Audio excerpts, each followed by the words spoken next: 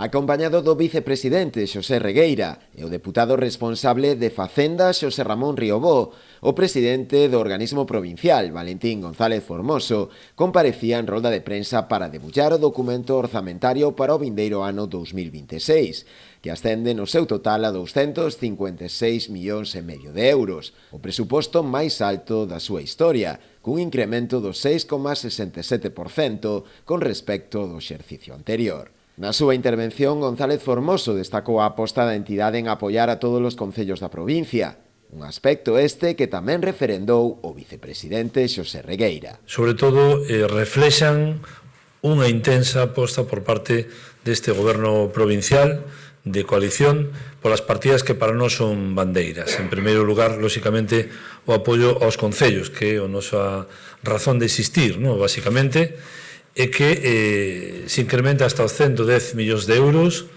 unha subida considerable, a través do plan único das liñas de axuda directas e obxectivables de cara aos concellos. 110 millóns de euros cos que arrinca este exercicio 2026 para os concellos da provincia. Sin o orzamento da Deputación e sin a achega que se lle fai aos concellos a través dos mecanismos do plan único e de outras axudas, eu atreveríame a asegurar que moitísimos dos concellos desta provincia, a gran maioría dos concellos desta provincia, deixarían de prestar servizos esenciales á súa sociedade.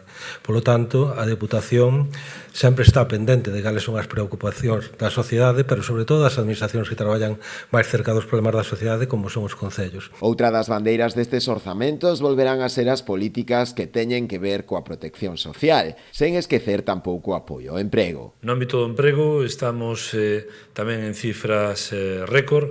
Falamos que levamos investido xa, co que vamos a investir este ano pois uns 125 millóns de euros en creación de emprego, o cal nos leva a cifras tamén pois moi salientables no ámbito da provincia. Falamos de 8.000 postos de traballo creados nos últimos 10 anos, 1.875 empresas axudadas a crear, a emprendedores e emprendedoras da provincia, e máis de 4.000 autónomos e autónomas apoiadas a través de esta liña. O titular da Deputación destacou tamén a boa xestión económica do actual goberno provincial, que tras 10 anos no goberno mantén débeda a cero. O digo para aqueles que dubidan da boa xestión dos gobernos de progreso, aquí está a acreditación de que en 10 anos débeda a cero da Deputación, somos máis rápidos que nadie en pagar e a vez somos máis convencidos de apostar pola gran bandeira nosa que é a protección social.